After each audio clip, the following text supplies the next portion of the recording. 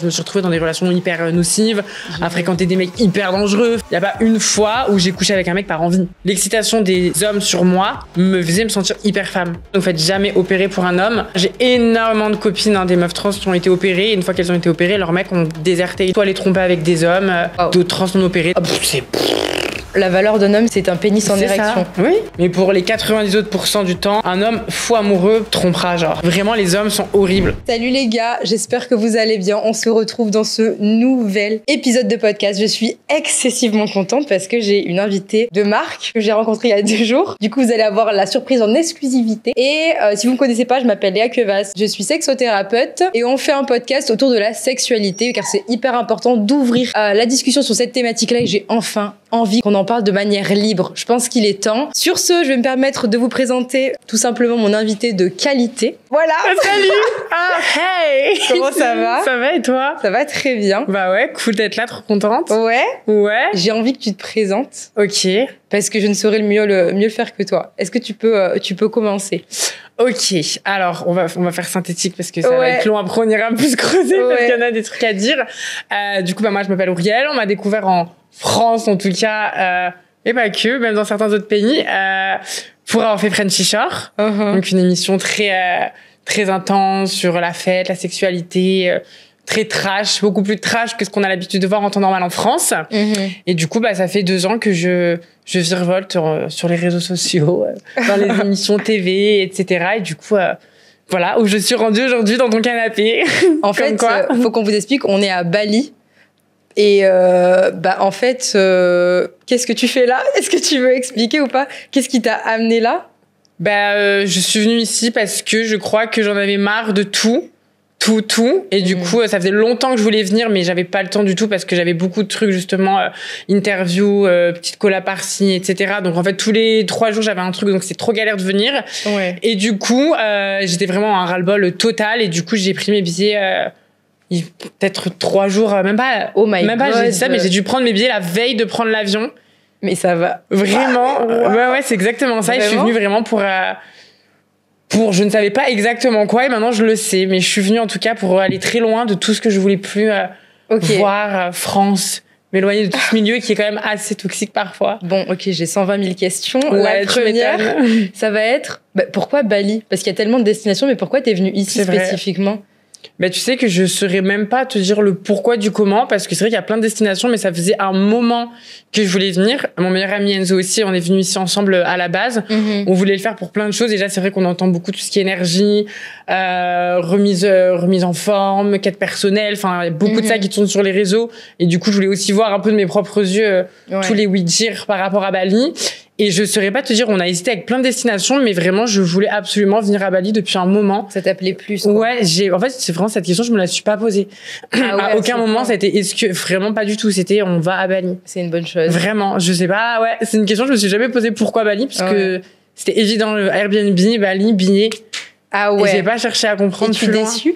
Ou ça te plaît? Non, je suis pas déçue du tout. Bien au contraire. Je suis très contente d'être là. Ça a été vraiment, un 360 degrés très intense. Ouais. C'est un peu comme, tu sais, tous les petits moments où en France, j'avais des sortes, tu sais, de petites remises, de remises en question, de lumière, d'ampoule. Ah, peut-être que, mais après, comme j'étais dans un milieu et un engrenage qui fait que t'as pas vraiment le temps, en vrai, de te poser certaines questions, le fait d'être venue ici, je me suis posé toutes les bonnes questions et sans me les poser, en tout cas, j'ai compris beaucoup de trucs par rapport à moi, par rapport à la vie, par rapport à ce que je voulais plus. Donc, ça a été un gros boom dans ma vie, mon arrivée à Bali. Et justement, c'est quoi que tu voulais fuir? J'aime beaucoup tes ongles, by the way. Merci. Made in Bali, voilà quoi. C'est quoi que tu voulais fuir à Bali? Et c'est quoi que tu voulais fuir en France, pardon? Et qu'est-ce que tu voulais retrouver à Bali? Du moins loin de ton endroit de vie habituel, tu vois. Au-delà de fuir, après tout ce milieu... tu sais, de télé, etc. Mais c'est pas tant ça, parce qu'en vrai de vrai, tant que tu fais pas de tournage, t'es pas forcément dans ce milieu-là. Mais je pense que c'était vraiment me retrouver, parce que je me suis vraiment mise dans un monde et un milieu qui est vraiment à part. Enfin, il se passe vraiment beaucoup de choses. C'est un petit peu une autre planète, le monde de la télé-réalité. Et du coup, comme moi, je sais qui je suis au fond, j'étais arrivée à un stade où je savais plus vraiment qui j'étais, ce que je voulais pas. C'était pas tant fuir, mais c'était plus justement retrouver quelque chose plutôt que fuir quelque chose. Te reconnecter à toi. Vraiment. Vraiment, parce que je sais qui je suis, je sais comment j'ai été élevée, mes principes, mes valeurs. Enfin, tu vois, je connais tout. Et je sais que j'étais dans un milieu qui est très différent de comment je suis intérieurement. Et du coup, il y a un moment où je me dis, il faut peut-être que j'arrive à aligner ce que je veux vraiment et pas forcément rester enfermée dans un truc qui me correspond pas. Ouais, tout à fait. Et en soi, la première fois que je t'ai vue, tu m'as expliqué à quel point il y avait un décalage entre la personne que tu étais avant, qui a été toi à un moment donné pour certaines raisons, et la personne que tu es maintenant. C'est vrai. Et c'est ça qu'on avait aussi envie d'aborder durant ce podcast. C'était en fait, qu'est-ce qui t'a amené à agir de cette façon-là et qu'est-ce qui t'amène aussi à agir de cette façon aujourd'hui? Bien des choses. Ouais, bien des choses. J'imagine. Parce que du coup, moi, ce que j'ai compris, c'est que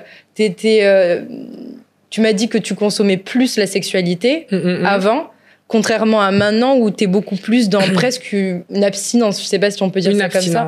Ouais. Vraiment, malgré moi. C'est vraiment le jour et la nuit. C'est le jour et la nuit. Vraiment, moi-même, des fois, je me pose, je me dis, mais qu'est-ce qui s'est passé? Et après, des fois, ça me paraît logique et des fois moins. Parce que des fois, à force de chercher une logique, t'en trouves moins. Et des fois, à force de pas chercher de logique, t'en trouves. Mais c'est sûr qu'on m'a connue, du coup, très débridée, très olé olé, très cru, cash dans mes propos, ma manière de parler.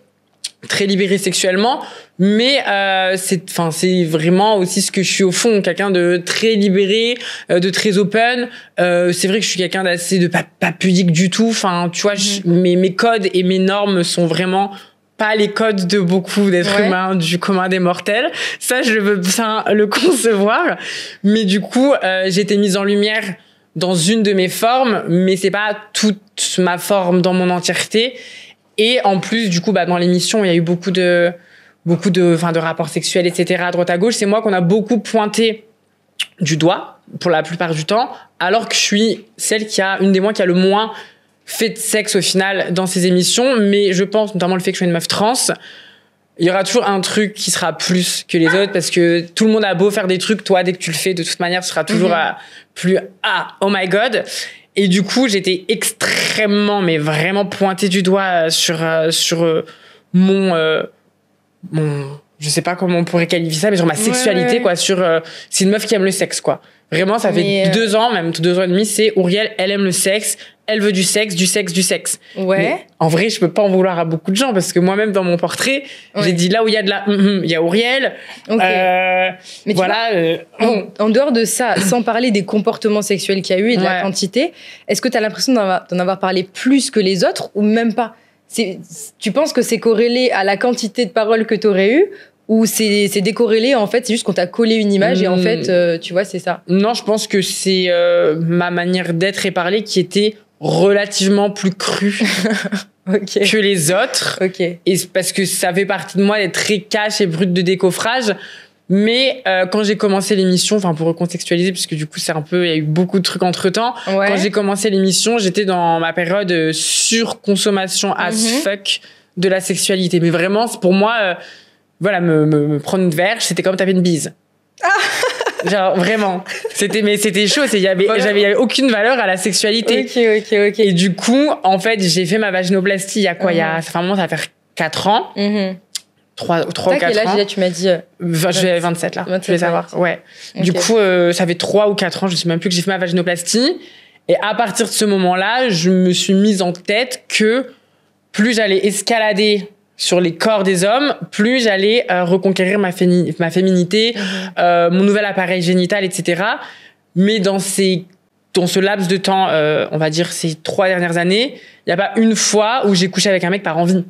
Vraiment, je le faisais parce que plus j'allais coucher avec des mecs, plus j'allais me prouver à moi-même, ouais, t'es archi une meuf. Et du coup, je suis rentrée dans un espèce de truc hyper superficiel, vraiment cliché as fuck de la femme, gonflé, gros seins, bimbo, on couche. Mais en vrai de vrai, ça je l'ai compris avec le temps, j'ai vécu ma puberté dans une vie d'adulte. Parce que du coup, toutes les remises en question qu'une meuf se fait normalement entre 12, 15, 16 ans, moi je l'ai eu à partir de 20 ans, tu vois ce que je veux dire. Et donc comme toutes ces remises en question et cette découverte, je l'ai fait dans une vie d'adulte, ça m'a poussée à faire des choses extrêmes. Tu vois ce que je veux dire? C'est hyper intéressant ce que tu dis. Et ouais.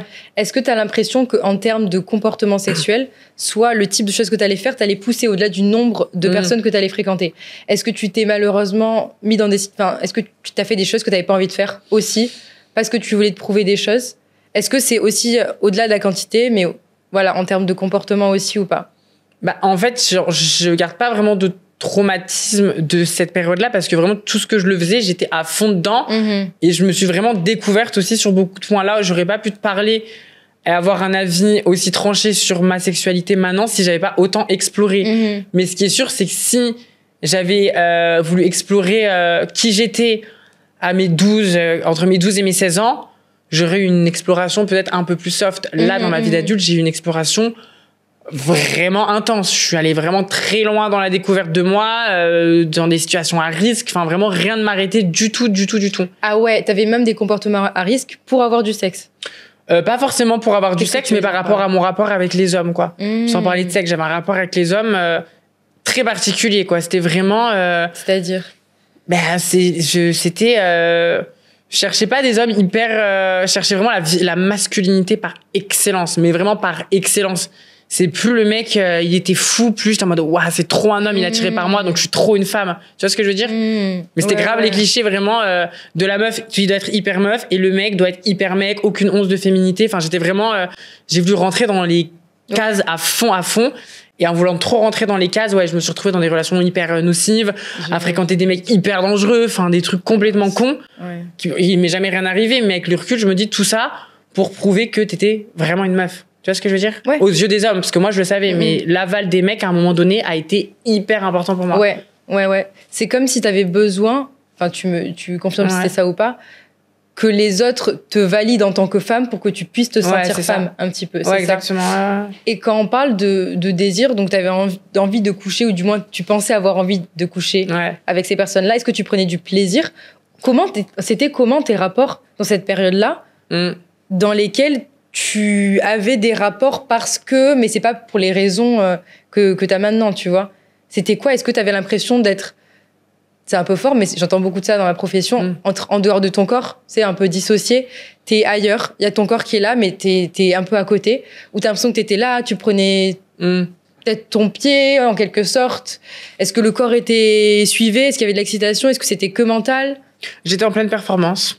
Punaise, j'entends souvent ça. J'étais vraiment en performance, quoi. C'était vraiment dans ma tête, j'étais une actrice X. C'était un show. Ça veut dire, regarde mes seins, regarde comment je suis, waouh. C'était vraiment du show. Mais à aucun moment, je n'ai même pas cherché à avoir du plaisir. C'était juste de voir le mec, l'excitation des hommes sur moi me faisait me sentir hyper femme.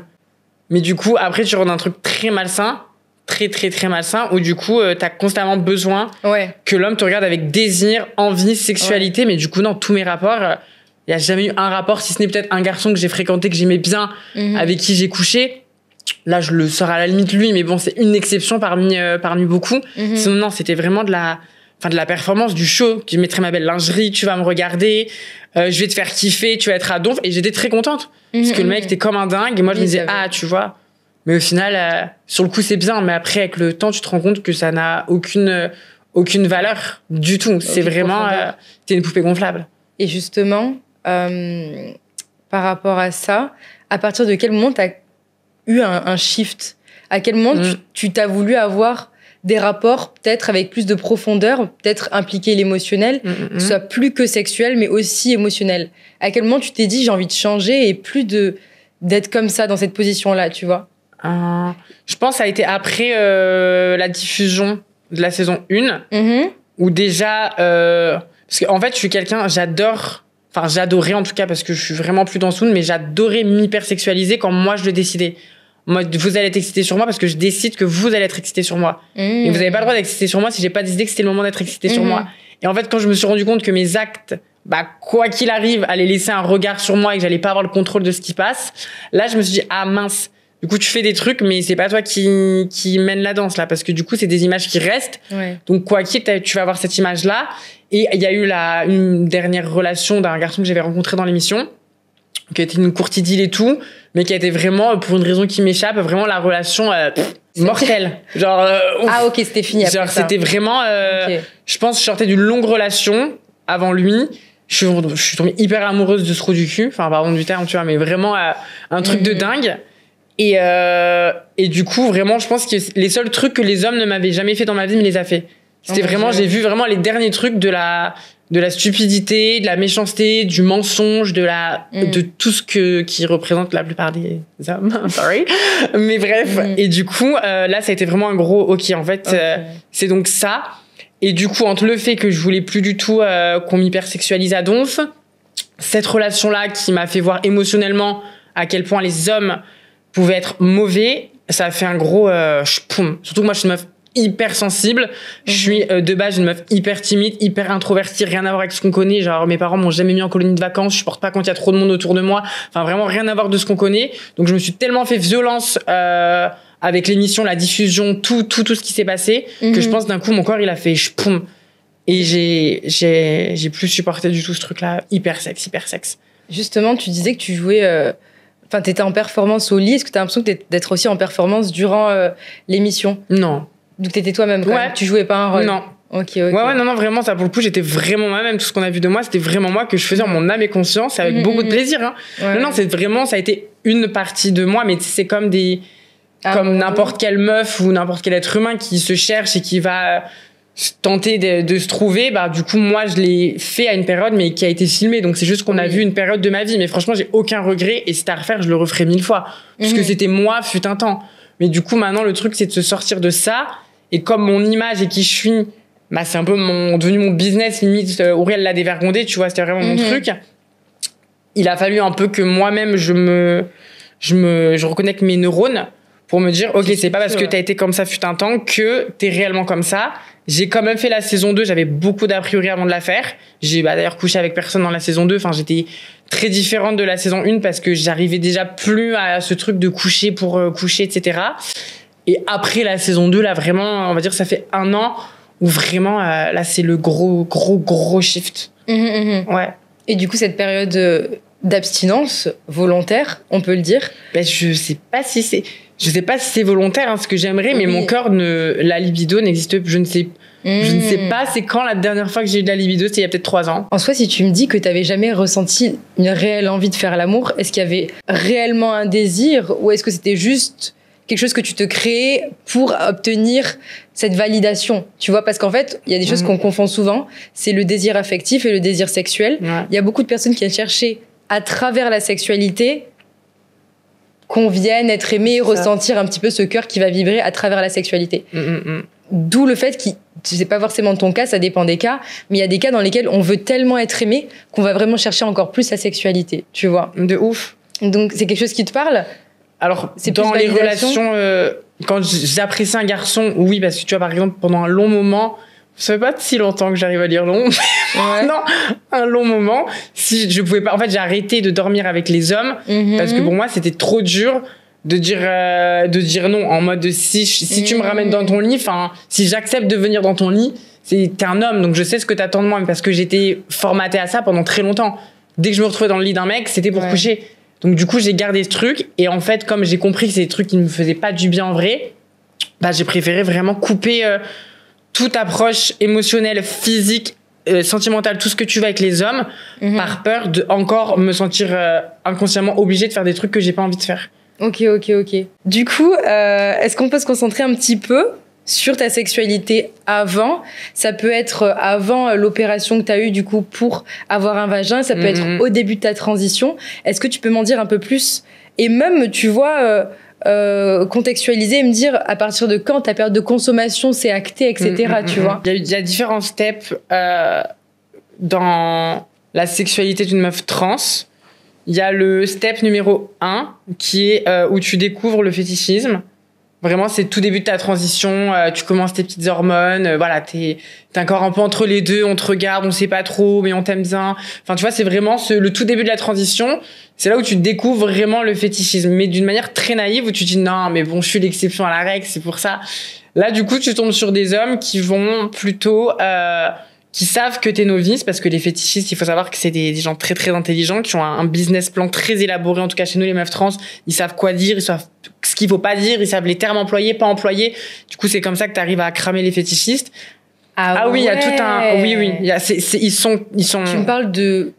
Enfin, pour moi, j'entends manipulation quand tu me dis ça, en fait. En fait, quand tu vas... Un mec va... par exemple, la première expérience que j'ai eue quand j'avais commencé à transitionner, la toute première expérience sexuelle que j'avais eue, C'est avec un garçon que j'ai rencontré sur Tinder à Lyon.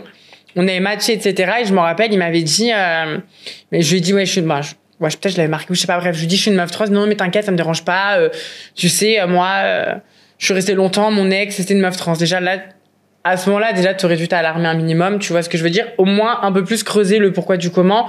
Parce que c'est rare de sortir avec une meuf trans et de ressortir avec une meuf trans. C'est qu'il y a quand même une recherche précise. Quand ça arrive plusieurs fois. Donc, maintenant, ça, je le sais. Mais au début, j'étais en mode, OK, c'est pas grave, passons. Et du coup, je l'ai rencontré, on a parlé. Il me disait, non, mais moi, vraiment, c'était une femme, elle est complètement opérée. J'ai vécu une super histoire. Donc, je dis, ouais, super. Coup de chance, le mec a déjà vécu une relation avec une meuf trans. C'est cool. Au moins, il est informé, etc. Et il me disait, moi, vraiment, ça change rien. J'ai pas de truc particulier que je veux au lit, etc. Je lui avais bien mentionné que moi, je voulais pas qu'on s'approche de mon entrejambe, de mon pénis. Je voulais pas qu'on touche, je voulais pas qu'on regarde. C'était vraiment, on fait ce qu'on a à faire, mais ça, c'est caché et tout. Est-ce que tu sais me dire quel âge t'avais? Ouais, j'avais 19 ans. OK. 19 ans. Et du coup, je me dis, le mec est smart. Le mec a déjà fréquenté une meuf trans. Il sait ce que c'est la dysphorie. T'as pas envie qu'on vienne toucher tes parties génitales, etc. Et du coup, on s'est retrouvés chez lui à Lyon. Enfin, je sais pas, chez lui, dans un appartement en plein Gerland. Genre, il faisait très noir, c'était super sombre. C'était même pas chez lui, c'était sa tante, son cousin, je sais pas, dans une chambre de bonne. Et là, je me suis dit, OK, là, c'est particulier ce qui se passe. Il se passait tellement rien que du coup, j'ai dit, bon, bah, il va falloir faire quelque chose. Donc, on a commencé à faire nos bails. Et le premier truc qu'il a fait, c'est vraiment... ce qu'il fallait pas faire. L'attraper, tu vois. Et vouloir... J'ai dit, mais à se jeter dessus... comme un affamé qui avait pas mangé de tarte au citron depuis très longtemps. Vraiment. Et je me dis, waouh! Tu vois, je me dis, OK. Donc, du coup, j'ai compris qu'il y a un truc bizarre. Et c'est là où mon cerveau a commencé à comprendre que les hommes mentent pour arriver à leur fin avec une femme trans, etc., etc. Mais. Je comprends pas. Enfin, pourquoi le mensonge pour en arriver là? Parce que les fétichistes savent que les meufs trans détestent le fétichisme. Donc, les fétichistes vont tout faire pour se faire passer pour des non-fétichistes. OK. Et après, avec l'expérience, tu les crame très rapidement, mais vraiment c'est une sorte de manipulation de se faire passer 100%. Pour un monsieur tout le monde 100%. Qui n'a aucune intention mal intentionnée, qui t'aime à ta juste valeur en tant que femme comme n'importe quelle femme, alors réellement il veut juste son rapport. Et puis après ce rapport, le mec m'a dit bon bah faut que tu dégages, il m'a mis à la porte. Waouh. 19 ans, première relation sexuelle au début de ma transition, et je me dis OK, genre j'étais vraiment à moitié à poil sur le trottoir à Gerland, je dis OK, fine, mais je l'ai pris avec le sourire, je me dis c'est pas grave.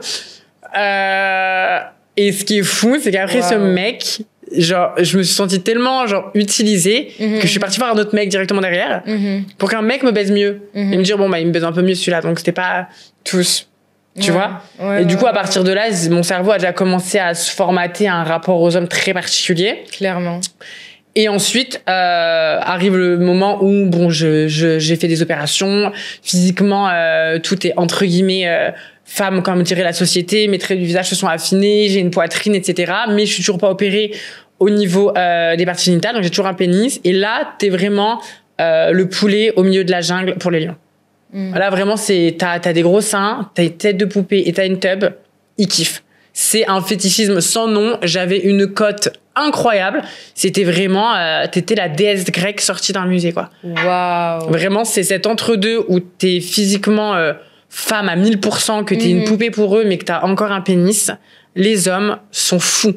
Et il y a un gros fétichisme, mais c'est pour ça que je suis navrée que beaucoup de femmes mariées, il y a beaucoup d'histoires comme ça, leurs hommes les trompent avec des meufs trans. Enfin, il y a un fétichisme de dingue, et c'est là où c'est compliqué, où tu sais pas si le mec te fréquente pour la femme que tu es, mais il accepte ta situation.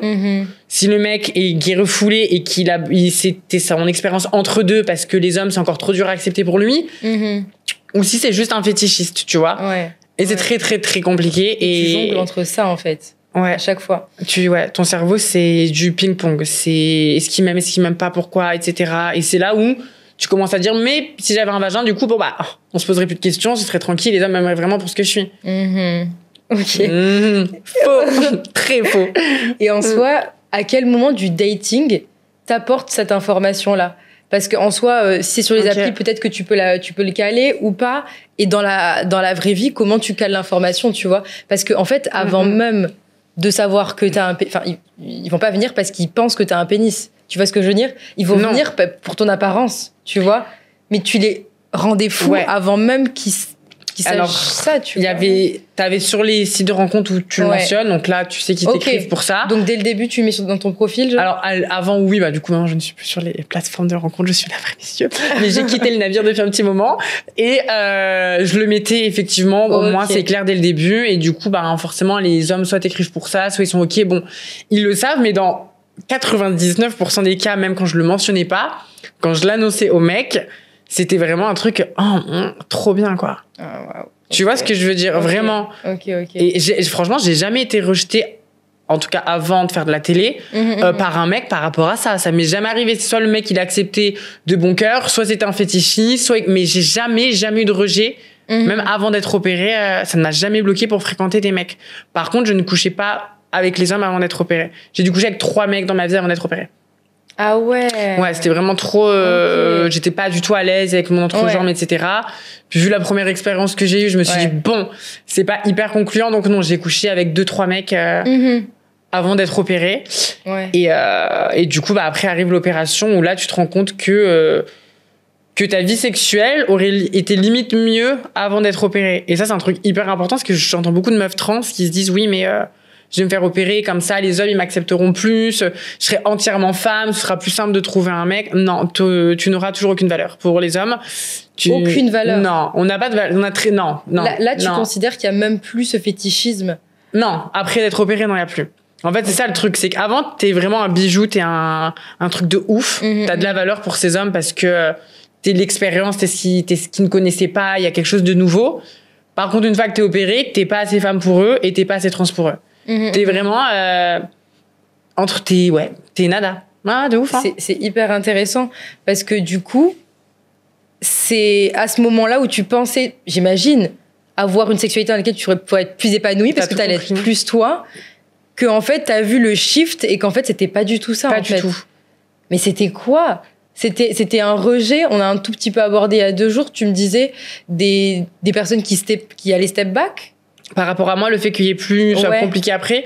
Alors, il y a 2 choses. Déjà, heureusement que j'ai fait l'opération pour moi et pas pour les hommes. Clairement. Parce qu'il y a des meufs trans qui vraiment le font pour les hommes. Et ça, je me tue à le dire sur les réseaux. Ne vous faites jamais opérer pour un homme.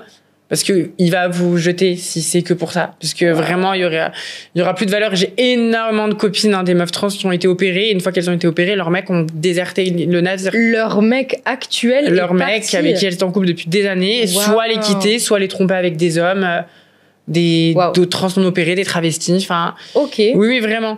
Donc, c'est ça qui est dur, c'est que tu te fais opérer, mais du coup, tu sais, quand tu te fais opérer, tu dis, est-ce que moi, quand je me suis fait opérer, j'étais en couple avec un mec. Donc, il m'a connu non opéré. Et, il m'a accompagné mon opération, il est resté avec moi après, etc. C'est une relation saine. Mais, j'ai appris après qu'il y avait du fétichisme quand même, tu vois. Donc, du coup, non, faut vraiment jamais le faire pour un homme. Parce que ta vie, tu te fous en l'air. Si tu changes ton entrejambe pour l'aval des hommes, tu n'auras aucun aval des hommes. Genre vraiment. Et moi, ce qui a été le plus dur, c'est la diffusion et la télé. Ça a été vraiment la notoriété. Parce que, en vrai de vrai, avant, j'aurais pu avoir une relation parfaite avec un petit mec rangé dans ma vie. C'est entre lui et moi, sa famille, ses proches. Mais avec la notoriété, c'est C'est-à-dire? C'est cuit, hein. C'est-à-dire? C'est cuit, T'as l'impression qu'on va... Les hommes ont peur. Te considérer? Ils ont peur de quoi? Les hommes sont des chochottes, vraiment. À quel niveau? Ils ont du regard des gens. Hein. Les hommes sont tétanisés de ce qu'on va penser d'eux, de leur masculinité. C'est vraiment un truc, les hommes, s'ils pourraient se branler en se regardant, t'es trop un mec. Ils adorent ça. Genre vraiment, ils aiment trop qu'on branle leur ego, qu'on regarde leurs couilles. Genre, non mais, ils aiment trop ça. C'est un truc de fou. Genre, la testo et la masculinité chez les hommes, c'est un truc de malade mental. Bah ouais. Et je m'en rends compte, parce que leur valeur, elle est comme... Littéralement, la valeur d'un homme, c'est un phallus, c'est un pénis en érection. Ça. Oui. C'est la valeur d'un homme. Oui. Et en fait, on voit il y a beaucoup d'anxiété. En fait, plus les femmes réclament leur plaisir au lit, plus il y a d'anxiété au niveau des hommes. Exactement. Ce qui fait qu'ils ont besoin de surprouver peut-être. C'est pour ça que ceux qui surprouvent sont souvent les plus mauvais coups en plus. C'est vraiment du... Oh là là, oui. Ouais. Ah oui. C'est chaud. Pas là pour les bonnes raisons. Non, mais vraiment, tu t'en rends bien compte. Il y a une espèce de poussée de testostérone chez les hommes. Et ça fait que pour eux, assumer une meuf trans, c'est pas assez viril pour eux, tu vois. C'est trop compliqué. C'est pour ça que je te dis qu'avant de faire de la télé, c'était pas si compliqué parce qu'au pire, c'était entre lui et moi, en tout cas mon partenaire et moi. C'est proche, mais il y avait pas un truc où le monde allait le savoir. Aujourd'hui, si je me mets en couple avec un mec, qu'on soit dans la rue en France, les gens sauront qu'il est en couple avec une meuf trans. Et je pense que les mecs ont la flemme de se rajouter ça sur le dos. Ils se disent, bon, je pourrais en trouver une autre, ce sera plus facile. Mais dans le cadre où tu penses que tu n'aurais pas été opérée, tu penses que ça aurait été plus simple avec la notoriété? Non, ça aurait été pareil. Ouais, okay. Là, l'opération, non, ça aurait été pareil. Si j'aurais pas été opérée et que j'aurais eu la notoriété, ça aurait été la même chose. Complet, limite, je pense un peu plus dans ce cas-là. Parce que vraiment, là encore, si tu vois les mecs, on les charrie, le mec a au moins le truc de dire, oui, non, mais les gars, elle est opérée, tu vois ce que je veux dire? Il y a au moins ce truc-là qui rattrape. Mais en vrai de vrai, je sais, j'ai tellement vu les hommes sur toutes leurs formes, sur tous leurs aspects, je me suis tellement je suis rentrée dans des milieux, j'ai vu des trucs sur les hommes, que je sais qui vous êtes, les hommes, je sais ce que vous aimez réellement, je sais ce que vous attendez, enfin, tu vois, je le sais. Donc en fait, je pense que ma libido, elle est vraiment à 0 parce que je sais qu'il n'y a pas un homme qui me désire vraiment intensément. Et je pense que j'aurais peut-être de la libido le jour où je rencontrerai un mec. Qui désire profondément, surtout. En fait, au-delà, mais même de ton apparence. Tu vois, pour la personne que tu es, oui, tu vois, fou. Réellement. Est-ce que tu as l'impression qu'il y a eu un shift, pas qu'au niveau de ta vie sexuelle, mais à partir du moment où tu as fait l'opération, il y a eu un avant-après, sentimentalement parlant, du coup? Tu as l'impression que tu arrivais moins à connecter ou pas? Ma surconsommation a été après mon opération. Donc, je me pensais très connectée aux hommes. Mais avec le recul, non, j'étais plus connectée avec l'idée que je me faisais d'un rapport sexuel avec l'homme. Mais j'ai jamais été connectée, jamais eu de connexion. Je pourrais pas dire que j'ai une connexion avec un mec. Ah ouais? Non. De ta vie? Après, quand j'étais jeune, les premiers amours, on va dire vraiment de ma vie d'adulte, où j'ai vraiment de la conscience, non. Il y a pas un homme avec qui j'ai une vraie connexion, un vrai truc, en tout cas, qui a duré. Tu parles des connexions en soirée pendant, mais un truc qui a duré sur long terme où il y a une vraie connexion, ça ne m'est jamais arrivé. Vraiment pas. T'as l'impression que la personne en face, elle a des difficultés à se sentir vulnérable, c'est toi ou, enfin, pourquoi? Je sais pas. Franchement, après, c'est moi qui maintenant me suis beaucoup braquée aussi, parce que je suis dans un mood où je n'ai plus du tout envie de perdre de temps avec les hommes. Je sais que les hommes peuvent causer ma perte parce que je suis une grande dépendante affective jusqu'à la moelle épinière. C'est vraiment intense. Donc, je préfère me mettre en retrait. Et même si un homme pourrait me plaire, vient me parler, je suis vraiment... non, je fuis. Je fuis pour pas me rajouter des problèmes. Mais du coup, à fuir, c'est zéro, quoi. Il y a pas de libido, il y a pas de sexualité, il y a pas de rencontre, il y a pas de... C'est rien. Rien. Mais ça vient du côté des hommes, hein, pas du mien. Un peu du mien parce que maintenant, je suis braquée, mais faut voir ce que les hommes font, hein. Ce qu'ils aiment. Genre, j'ai des copines dans tout genre. J'ai des copines drag queen, j'ai des copains travestis une fois tous les 3 mois, j'ai des copines trans non opérées, des copines cis. En fait, j'ai un milieu personnel et j'ai grandi dans un milieu, enfin, à adolescence plus, où vraiment, je sais ce que les hommes cherchent. J'ai beaucoup de copines qui sont travailleuses du sexe. J'ai des potes qui ont fait du porno. Enfin, j'ai un environnement personnel où j'entends beaucoup de choses. Et je peux vous dire que les hommes sont vraiment, vraiment dégueux, genre. Vraiment dégueux. J'ai l'impression que t'as vu des trucs, mais ou t'as entendu des trucs terribles. Hein. Ouais. Les hommes sont chauds. Les hommes sont chauds, hein, franchement. Ouais, les hommes sont chauds. Les hommes. Après, tu vois, ce qu'ils veulent. J'ose espérer quand même qu'il y a une partie des hommes qui veut connecter sur un niveau supérieur, tu vois. En fait, je pense sur 100%, t'as 10% d'hommes qui C'est un faible pourcentage. Très faible. Mais je pense que c'est les seuls qui vont réussir à faire passer leurs émotions, leur cerveau avant leur pénis. Mais pour les 90 autres % du temps, un homme fou amoureux te trompera, genre. Et pour lui, c'est du cul. Et justement, maintenant, ça se passe comment Genre vraiment là? Maintenant, tout de suite, là. Bah, écoute. Au niveau sentimental et au niveau sexuel aussi. Ok. Alors, sentimental, on est vraiment sur un 0 pointé, ça n'évolue pas. Mais ça, je me suis fait une raison de me dire que c'est rare de trouver des bons hommes. Mais je me suis quand même dit qu'à défaut de trouver des bons hommes, on pourrait trouver des bons coups. Tu vois, je me suis dit, mais bon, bref, je suis trop branchée cérébrale maintenant pour taper n'importe qui. Alors, j'ai tenté vraiment une petite approche. Je me suis dit, bon, on est à Bali, tu vois, j'étais à Uluwatu, on se laisse kiffer, tu vois. Je me suis dit, le mec est étranger. Je l'avais rencontré dans une boîte, enfin bref, peu importe. ici, et on avait bien matché. Alors, il y avait une connexion un peu, mais comme je te dis, de connexion le temps d'un soir. Donc, ça se passait bien. Il parlait, très intelligent, pas français, donc cool. Tu vois, pas, je me dis, le mec n'a pas les mentalités de la France, c'est chouette. Il venait d'où? C'était un mec, genre, vers l'Espagne, quelque chose comme ça, et qui vit maintenant depuis quelques années ici. Et du coup, on a passé une super bonne soirée. On a bien parlé, rigolé, enfin, des conversations d'un mec normal. Même pas de regard sexuel, je me suis pas sentie oppressée. Cool. Vraiment, j'étais à l'aise avec ce mec-là. Et au moment de partir et tout, il me dit, bon, on va rentrer, est-ce que tu veux venir à la villa, etc. Et j'ai fait un truc que je fais jamais, j'ai préféré prévenir que je ne coucherai pas avec lui. Tu vois, je lui dis, je veux bien venir, mais toi, on ne couchera pas ensemble. Parce que comme ça, moi, je te l'ai dit, donc si tu tentes un truc, c'est toi qui en tort. Je vais pas me sentir dans l'obligation de faire un truc parce qu'on rentre de soirée ensemble. Trop bien. Donc, du coup, c'était pratique. On est rentré, on a passé une nuit avec des petites touches pipi, mais rien de bien fou. On n'a pas fait bien plus. Et du coup, c'était super cool. Et je me dis, bon, bah, bonne continuation. Je repars. Je me dis, je vais plus avoir de nouvelles de ce garçon. Finalement, il m'a réécrit pour qu'on se revoie. Il voulait me voir. Il m'a envoyé beaucoup de messages. Tu fais quoi? Photo, tati, tata. Il me propose qu'on aille manger un bout dehors. Donc, très cool. On va donc manger. Très sympa, franchement rien à redire, le mec intelligent, je me dis waouh, c'est un mec qui a de l'intelligence émotionnelle. Ouais, j'adore ce terme, en ce moment je me la pète grave. Mais vraiment je me dis c'est cool. Le mec est intelligent, il a de la conversation, on parlait de mon passé. Alors, j'ai pas mentionné le fait que j'étais trans tout de suite parce que je me suis dit vas-y, on ne devait pas se revoir à la base, j'ai pas prévu de coucher avec toi.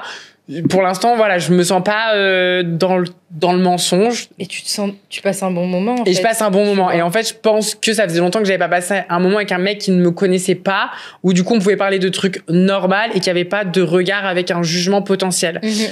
Donc du coup, voilà, on a fait ce deuxième date, ça s'est super bien passé. On a parlé de ma vie, de mon passé, de son passé, de nos traumas, enfin de plein de trucs hyper cool. Au moment où il me dit, est-ce que t'es assez... Ah oui, quand même. Oui. C'est plutôt... Ah mais oui, très. Mais c'est pour ça que je me dis, génial. Je me dis, un mec qui se confie comme ça, c'est un mec qui a un minimum d'intérêt pour la personne. Ou clairement. Lui, le mec est en tout cas, il est smart. Sécurité un peu. Ouais, j'étais plutôt à l'aise. Donc je me suis dit, génial. Je racontais le fait que moi, j'étais pas à l'aise de dormir avec les hommes, pression sexuelle et tout. Et hyper cute en partant, il me dit, est-ce que t'es à l'aise avec moi pour venir dormir chez moi, etc. Je lui ai dit non. Parce que non, du coup, toujours pas. Parce que, il savait pas ma situation et je voulais pas encore me retrouver dans une situation où j'allais être mal à l'aise. Et le lendemain, il me recrée à Donf. Vraiment, il m'a beaucoup de messages. Je me dis, bon là, le mec est très investi. Je vais lui dire ce que je veux pas le fréquenter sans qu'il sache. Donc, j'envoie un message pour lui dire, en gros, bon, je te l'ai pas dit plus tôt parce que bon, il y avait rien jusque là. On se voyait comme ça. On n'est pas allé plus loin entre nous, mais je veux pas que ça continue si t'es pas au courant. Je suis une meuf trans. Il a réagi en mode, je te crois pas, c'est pas vrai. Je lui ai dit, si. Il me dit, non, je t'ai vue toute nue. J'étais ok, le mec est finalement pas hyper smart. Je lui dis c'est problématique. Donc je lui dis oui, mais c'est ce qu'on appelle la chirurgie. Je sais, c'est très bien fait, merci. J'avoue, ça a un peu saucé mon vagin, j'étais contente. Je te mens pas, j'étais un peu en mode cool, merci, thank you doctor. Juste un peu, j'ai pris les 2-3 compliments. Il m'a dit waouh, boulot de fou, machin. Et mais assez étonné, donc tant mieux, ça me faisait plaisir que ce mec soit étonné, mais pas dans le rejet. Et je lui envoie un message, je dis écoute, prends le temps que tu veux, prends cette information. Moi, je te le dis pour toi parce que je veux pas te fréquenter sans que tu le saches. Bref, cool quoi. Je me dis, il va me répondre, etc. Écoute, ça fait une semaine que je suis en vue. Et je le vis pas trop mal, franchement. À partir du moment où je lui ai annoncé disparition. Ah ouais. Et je me suis dit, donc, on vibre bien ensemble. Il y a vraiment une bonne vibe. On a des vraies conversations. On se parle de nos vies.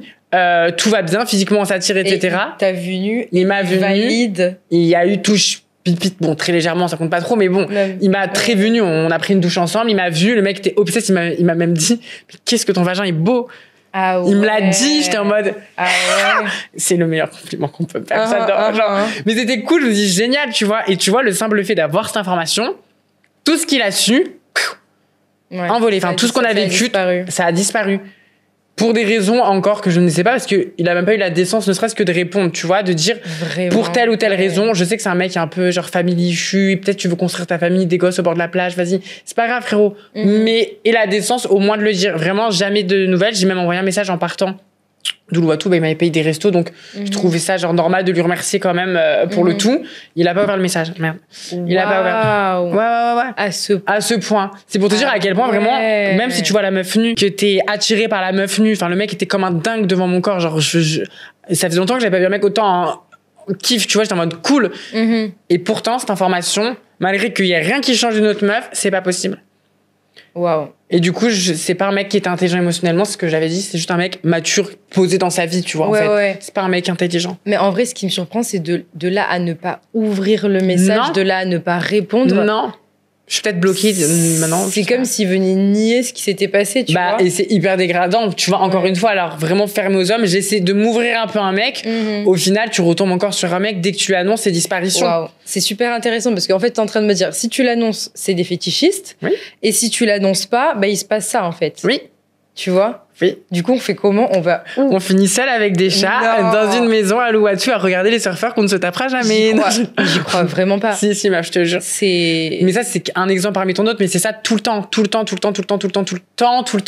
Pour ceux qui le savent pas. Et les mecs qui vont m'écrire d'eux-mêmes en France, c'est des mecs qui veulent faire de la télé-réalité, donc ça, y a même pas d'intérêt de leur parler, tu vois. Ouais. Donc en gros, soit les mecs sont des fétichistes, il y a encore quelques fétichistes, mais c'est très rare. En tout cas, c'est des mecs qui vont être avec moi pour ce que j'étais avant, parce que sexuellement, ça va alors, je sais pas, bon, ils sont un peu foufous, ceux-là.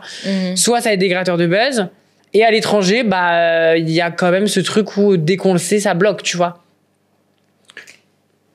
Franchement, moi, j'ai énormément d'espoir. Enfin, je sais pas. Non, mais... De livres croire en ses rêves. Non, mais vraiment, tu vois, parce que je me dis, c'est pas possible. Là, je me dis, t'as fréquenté qu'une seule personne à Bali. Oui, non, mais après, en fait, je suis tellement fermée que je te dis, je pense que je passe à côté de bien des trucs.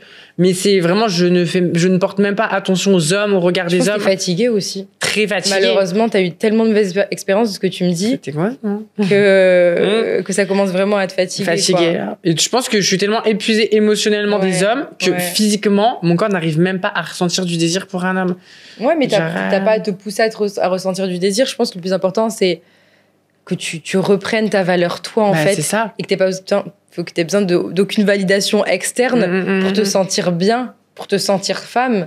Tu vois, sans devoir faire l'amour avec quelqu'un pour qu'on te dise que t'es une femme alors que tu le sais à l'intérieur. C'est pour ça. Ah non, mais c'est très chaud. C'est pour ça que dans la saison 2 de Trencher, j'ai couché avec personne si ce n'est qu'une meuf. Alors c'est un gros problème. Quand les mecs me fatiguent, je fais des petites... je fais des sorties de route de temps à autre, tu vois. Mais au final, à part des expériences comme ça, genre fun, même dans la saison 2 de Trencher, j'ai préféré me dire... coucher avec une meuf, fais des bails avec une meuf, parce que au moins il y aura pas ce truc de au réel les hommes, tu vois, je sais pas comment te dire, sûrement les hommes qui sont relous. Et pourtant genre I'm not lesbienne du tout quoi. Mais genre c'est vraiment t'en viens même à coucher avec des femmes juste pour éviter les hommes. Non, parce que du coup je trouve ça plus smart, moins nul, plus cool en fait. Ouais. Enfin, en fait c'est pour te dire, c'est quand tu... C'est trop drôle ce que tu me dis.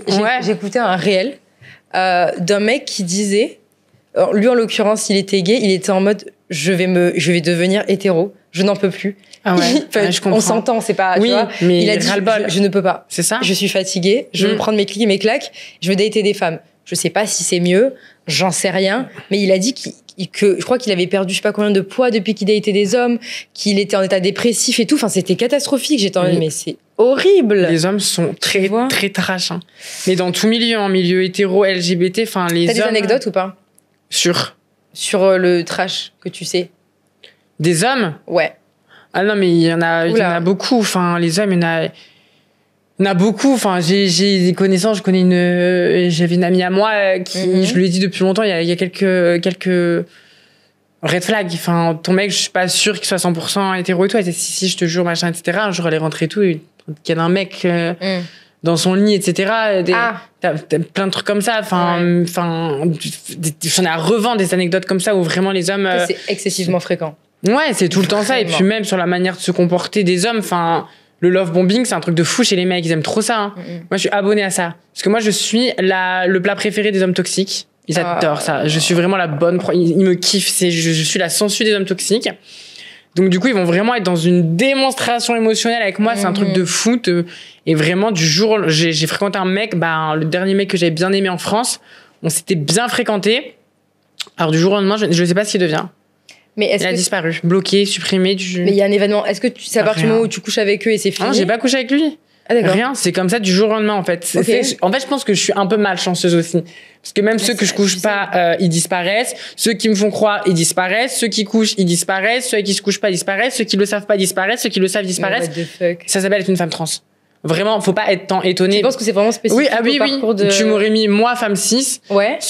Enfin, bon, ils m'auraient tous trompé avec des hommes parce qu'ils sont tous gays de toute façon. Mais en tout cas, ils auraient été beaucoup plus simples parce qu'il n'y aurait pas eu cette pression sociale. Ok. Genre, enfin, vraiment, les hommes sont gays. C'est quoi? On appelait ça les homo sapiens, les hommes avant? Oui, mais ouais, ça fait un moment, ça. Homo.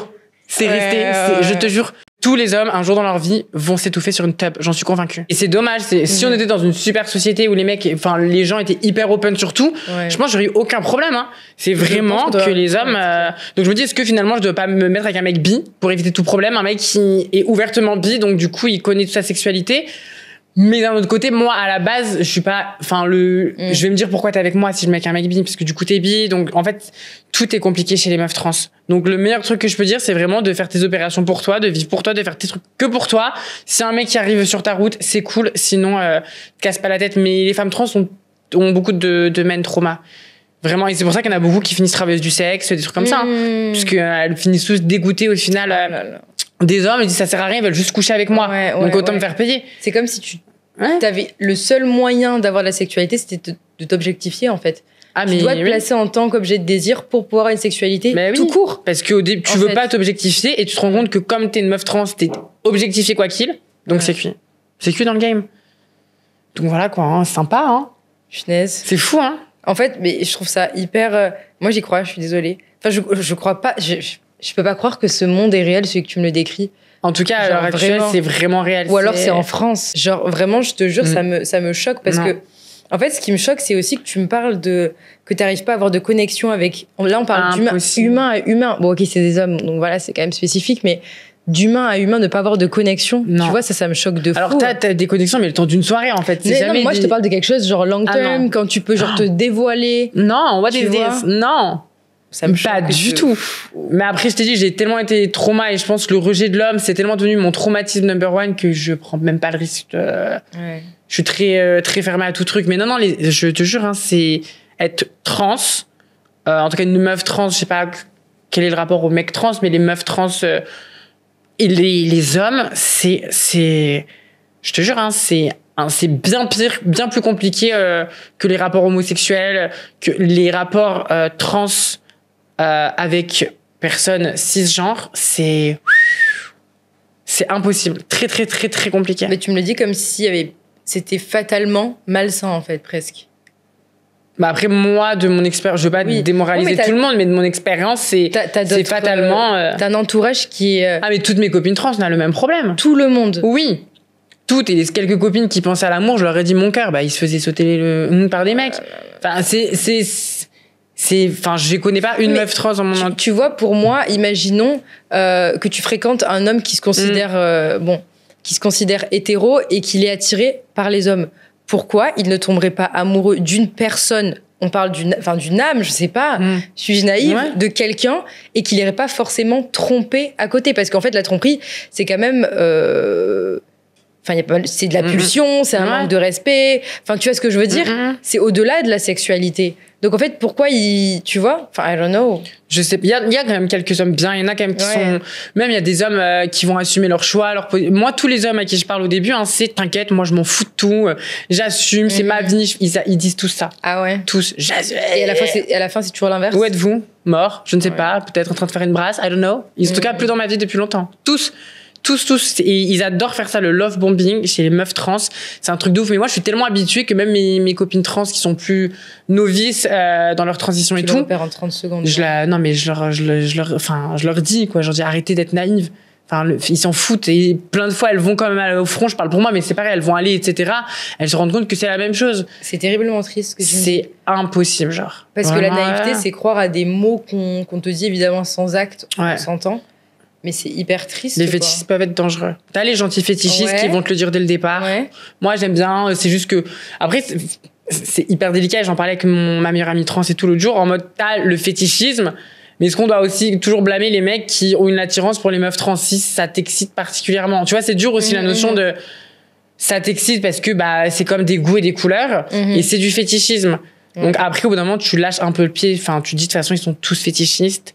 Ils sont tous gays refoulés. Ils ont tous des problèmes en vrai de vrai. Il n'y a pas quelqu'un qui te fréquente sereinement. Donc, tu lâches un peu le pied et tu essaies de te dire, bon, on verra, peut-être que... Donc tu connais aucune femme trans qui a eu une histoire saine dans sa vie. On a toutes eu des relations saines dans nos vies, mais qui ont toutes fini pour les mêmes raisons. Ok. Ah, parce qu'ils sont allés... pour la plupart de mes copines, ouais. Moi, non. Mon ex, non, c'est moi qui l'ai quitté, mais... Ok. Il y avait quelque chose quand même. J'aurais du mal à remettre pour certains signaux dès le départ, tu vois. Enfin, dès le départ. Il y avait des signaux, mais au final, c'était une super relation. Mais on peut pas dire que c'est quelqu'un qui avait pas ne serait-ce qu'un tout petit peu de fétichisme au départ. Non, c'est un enfer. C'est impossible. C'est hyper triste ce que tu dis. Non, faut pas. Vrai, non, mais genre vraiment, on se rend pas compte à quel point le vécu d'une femme trans est excessivement compliqué parce qu'en fait, tu te dis, à partir du moment où je vais me rapprocher de moi, avec des opérations notamment, je vais m'éloigner d'une vie sentimentale. Ouais. Et même familiale ou quoi que ce soit, parce que peut-être que t'as l'après aussi, tu vois ce que je veux dire? Vraiment faire une transition, et pourtant, en plus, on est en France, en tout cas, même dans le monde, on est vraiment la communauté la plus dénigrée, la plus rabaissée, genre alors que vraiment, on est la plus petite minorité.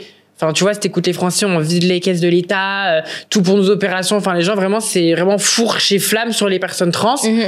Alors que vraiment, on ne demande pas grand-chose, tu vois. Donc non, franchement, être une meuf trans en 2025, c'est hyper compliqué si t'attends, en tout cas, à avoir une vie normale, saine. Quand tu te formates et que tu comprends que tu seras jamais vraiment aimé par un homme et que de toute manière, les hommes veulent juste ken, tu le prends bien. Mais il faut l'accepter. Ouais. J'ai envie de pleurer. Non, faut pas. Non, vraiment, genre... Non, je te jure, ça va aussi faire. Ça... Mais j'y crois pas. Si. Moi, franchement, j'adhère pas à cette théorie. Non, mais oui, qu'est-ce que t'attendrais d'un homme, toi, du coup, maintenant? Je pense... quelqu'un juste de vraiment smart, mais quelqu'un d'intelligent qui comprend. Moi, je pense qu'il me faut quelqu'un qui comprenne limite mon passé, ma vie, avant que je puisse avoir une relation avec lui. Tu vois ce que je veux dire? Totalement. Pas quelqu'un qui je me mets en relation et qui apprend à creuser une fois qu'on se fréquente. Je crois quelqu'un avec qui soit averti presque. Ouais, qui sait et qui est vraiment... je crois de l'admiration, genre un mec qui soit fasciné par mon histoire et pas fasciné dans le fétichisme, mais un mec qui se dit waouh, genre trop courageux, c'est un truc de fou, enfin tu vois, je pense que c'est ça vraiment que j'attends d'un homme, pas plus de masculinité, plus ce truc de virilité intense à mort, enfin ça sert à rien, ça mène nulle part, mais vraiment qu'on s'intéresse à moi en fait, c'est juste ça, genre quelqu'un qui se dit t'as fait ça à quel âge et machin, juste tu représentes la question normale quoi. J'ai jamais fréquenté un mec qui m'a demandé une fois t'as fait quoi à tel âge et machin et ta famille et tes machins, jamais. Est-ce que t'as des choses que tu veux partager ou pas? Ça peut être des conseils, ça peut être des expériences, ça peut être, je sais pas, un message d'amour. Qu'est-ce que tu as envie de dire à toutes les personnes qui t'écoutent, que ce soit des personnes trans ou pas en fait, à toutes les personnes qui t'écoutent? C'est quoi un petit peu le bilan, si on revient là-dessus? Le bilan, si je veux faire un bilan maintenant depuis que je suis arrivée en tout cas à Bali et que je me suis bien reconnectée à moi-même, que j'ai compris beaucoup de choses et que je me suis retrouvée dans mon état le plus naturel et que j'ai réussi à me défaire de bien des choses qui me traînaient aux pieds depuis un moment. Je pense, tu sais, il y a grave une pression sur, faut pas faire n'importe quoi, faut pas se perdre, faut toujours être clean, droit dans sa vie. Genre, vraiment, je trouve que de se perdre, c'est le meilleur truc que tu puisses faire, en vrai de vrai. Tu vas tellement bas que tu peux que aller vers le haut. Mais vraiment. Et c'est ça, c'est genre d'arrêter d'avoir cette pression de, il faut être parfaite, il faut que viranger, il faut que j'ai ci, il faut que j'ai ça. Si je couche trop, si je couche pas assez, j'aurai une image. Enfin, c'est vraiment, faites ce que vous avez envie de faire. Et même si vous vous trompez, c'est pas grave. Franchement, je suis allée dans des dérives dans ma vie, à l'opposé de la sérénité que j'ai maintenant. Et en vrai de vrai, ce serait vraiment ça. Vivez ce que vous avez à vivre. Si c'est nul et que ça marche pas, c'est pas grave, mais au moins, il y aura vraiment pas de regrets. Vraiment, je pense que ce serait parce que dire de s'accepter, d'être comme on est, on l'entend beaucoup. Mais vraiment, il y a trop une pression sur ce truc de, faut pas faire de merde, sinon qu'est-ce qu'on va penser de moi et machin. Franchement, faites n'importe quoi. Il faut faire. Faut vraiment faire. Et pour comprendre. Si j'avais pas fait autant de choses dans ma vie, je m'étais pas autant perdue, je n'étais pas allée autant dans des extrêmes, jamais j'aurais pu parler avec autant de sérénité parce que j'aurais pas su ce que ça faisait. Donc le fait de tout connaître dans sa vie, c'est ce qui fait qu'au final, tu sais vraiment ce que tu veux et ce que tu veux pas. Mais je trouve qu'il y a rien de mieux vraiment que se perdre, parce que tu finiras toujours par te retrouver de toute façon. C'est comme le petit poussé, il y a toujours quelques cailloux qui traînent pour trouver ta route. C'est vraiment beau. Je te jure. C'est beau. Du coup, comment tu te sens pour de vrai maintenant Dans quel état d'esprit tu vas repartir en France? Dans quel état d'esprit tu es maintenant à Bali? Comment tu vibres, tu vois? Bien, mais un vrai bien, franchement. C'est ce que je disais hier soir, je téléphone avec ma mère. Je me suis vraiment reconnectée à la Ouriel de base, tu sais, sans avoir connu des traumas, sans s'être perdue, vraiment la Ouriel d'origine. Et rentrer en France, c'est un grand traumatisme, par contre. Mais je sais que c'est vraiment partir pour revenir. Ça a été vraiment une révélation absolue pour moi de venir là. Et en vrai, ce qu'on voit de moi, peut-être ça choque les gens, mais moi, ça me choque pas parce que c'est comme ça que j'ai été pendant longtemps dans ma vie. Très simple, à pas me prendre la tête, pas d'artifice. Donc, en fait, c'est vraiment que je me suis reconnectée à moi-même et je suis très apaisée sur beaucoup de points. Je pense qu'il y a beaucoup de gens qui vont peut-être pas forcément reconnaître Ouriel sur ma manière de penser maintenant, mais très, très apaisée. Et stressée de rentrer en France, mais d'un côté, j'ai hâte de rentrer en France pour me conforter que je n'ai rien à foutre là-bas. Tu vois ce que je veux dire? Suite. Ouais, c'est ça. Donc voilà, et hâte de me sortir de beaucoup d'eau un peu trouble et de créer, genre... Il y a des femmes, tu sais, qui ont c'est ce que je disais encore avec ma mère hier soir, entre 27 et 30 ans, tu sais, ce truc de... les enfants, le truc, tu sais, qui commence à se réveiller. Moi, c'est la créativité qui se réveille, de faire des trucs pour moi, qui me ressemblent, qui me correspondent. Et je suis vraiment à fond là-dedans et j'espère vraiment... je vais cleaner mon image un max. Pour l'instant, c'est ma priorité, de me défaire de beaucoup de trucs qui me suivent et de faire des choses pour moi. Il faut que je crée. Je sais pas quoi, comment, où, mais créer. Genre, ouais. Écoute, Ouriel, merci beaucoup. Merci à toi, c'est trop cool. Pour ce moment. Bah ouais, plaisir. J'espère que je vais te revoir bientôt, que tu vas venir bientôt à Bali. Et qu'est-ce que je voulais dire? Du coup, vous pouvez retrouver le podcast sur Spotify et évidemment, il est filmé sur YouTube. N'hésitez pas à partager vos commentaires bienveillants avec plein de douceur. Nous dire si vous avez appris des choses. Moi, j'ai appris pas mal de choses. Et voilà, tout simplement, à bientôt. Et on se revoit soon. Bye bye. Bye bye.